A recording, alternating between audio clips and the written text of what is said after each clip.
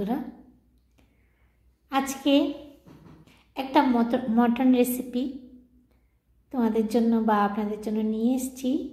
তো বন্ধুরা, মটনটা কি করে রান্না করেছি এটাই হচ্ছে দেখার বিষয়। তো আজ শনিবার, কাল রবিবার। তো রবিবারে দাদাদের বলছি অবশ্যই একটু মটন এনে দেবেন বৌদিদের, আর ভাইদের বলছি তোমরাও কিন্তু একটু মটন এনে দিও রবিবারে, বৌদিরা বা ভাইয়ের বউরা এভাবে যেন রান্না করে।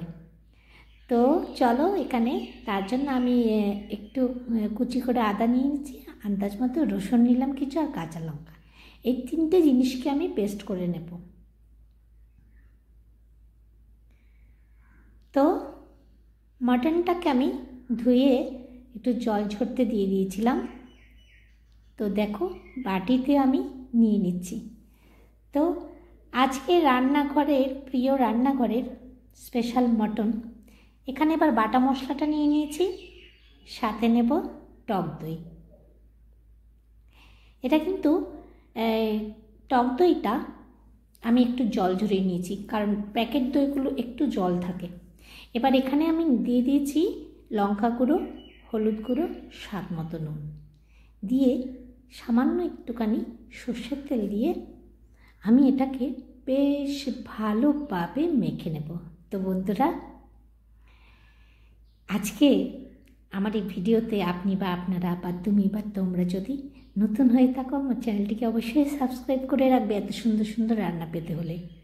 আর বেল আইকনটা কিন্তু অবশ্যই প্রেস করে রেখো। চলো, মাটনটাকে বেশ ভালোভাবে মেখে নিচ্ছি।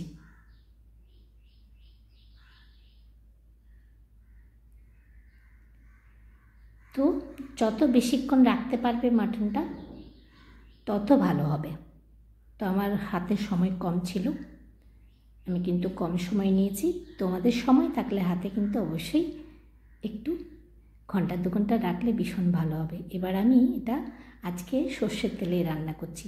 তো আমার পরিমাণ সর্ষের তেল দিয়ে দিয়েছি। এবার এতে দিয়েছি দুটো এলাচ, একটু দারচিনি, একটু তেজপাতা, একটা লবঙ্গ ছিল। এবার কুচো করা পেঁয়াজ দিয়ে দিয়েছি তাতে। পেঁয়াজটাকে মোটামুটি হাফ মতো ভেজে নেব নেড়ে চেড়ে।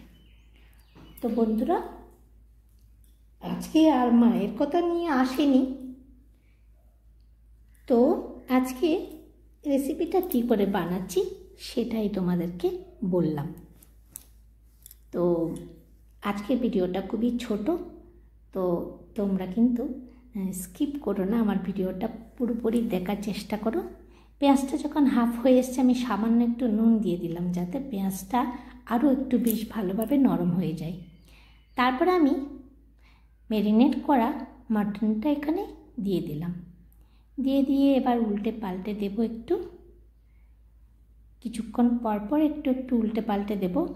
গন্ধটা যা সুন্দর হয়েছিল, আসল জিনিস তো এখনও আসেনি। তো এই জন্যই বলছি পুরো ভিডিওটা কিন্তু অবশ্যই দেখো, স্কিপ করো না। কি দিয়ে এটা আমি রান্না করছি, মাংসের মধ্যে যা যা দিই সব তো দেওয়া হয়ে গেছে, শুধু গরম মশলা ছাড়া। এবার অন্য কি মিক্স করব সেটাই দেখার বিষয়। তো বন্ধুরা, তার জন্যে আজকে আমি কিভাবে রান্না করলাম সেই ভয়েসটাই দিচ্ছি। আজকে মায়ের কথা আর বলিনি। এবারে আমি ঢাকা দিয়ে দিলাম। কিছুক্ষণ পরপর এসে আমি একটু নেড়ে চেড়ে দিচ্ছি। এবারে আমি পরিমাণ মতো গরম মশলা গুঁড়ো দিয়ে দিচ্ছি।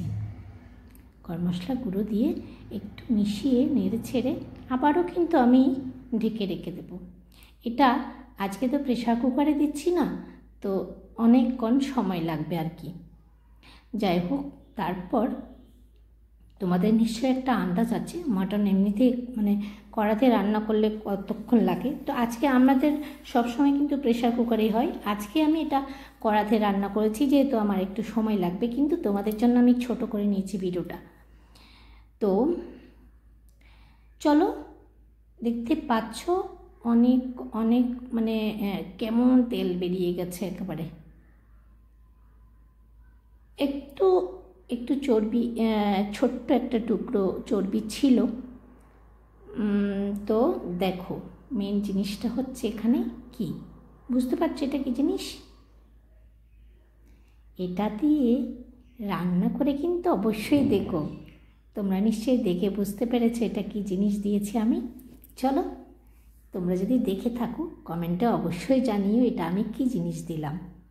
তো বন্ধুরা, আজকে সবচেয়ে জরুরি বিষয় হচ্ছে এই জিনিসটাই দেওয়া। তো স্বাদ তো পাল্টে যাবে, কালারটাও কিন্তু অনেকটা পাল্টে যাবে।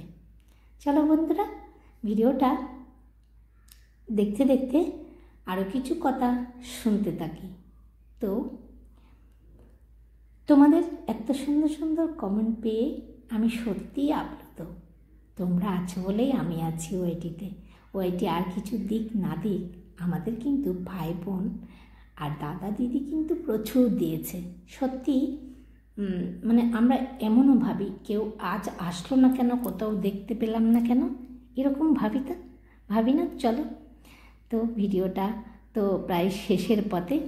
এরকম ভাবি তো যে আজকে এই মানুষটাকে দেখতে পেলাম না কেন, কারো বাড়িতে দেখতে পেলাম না কেন, এরকম। তো আমরা কী করি, কাউকে একজন খুব পরিচিত দেখতে না পেলে, খুব পরিচিতদের দেখতে না পেলে আমাদের মনটা কেমন করে কিন্তু ওয়াইটির দাদা দিদি বন্ধুদের সত্যি কিন্তু।